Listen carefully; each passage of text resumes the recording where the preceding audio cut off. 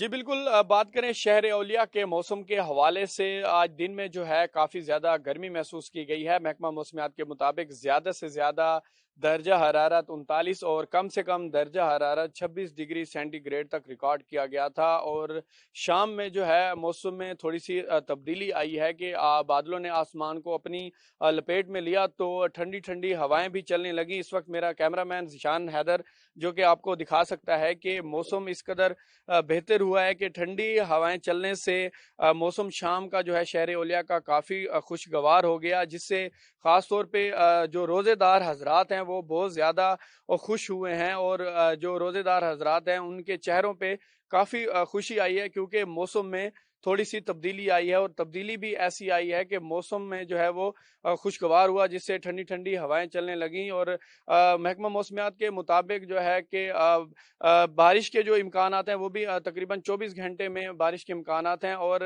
तिब्बी माहिरीन का बार-बार ये हिदायत दी जाती है कि जो शहरी हैं वो ख़ास तौर पे गर्मी के औकात जो है अपने आप को महफूज़ रखें ताकि बीमारियों से बच सकें। जी।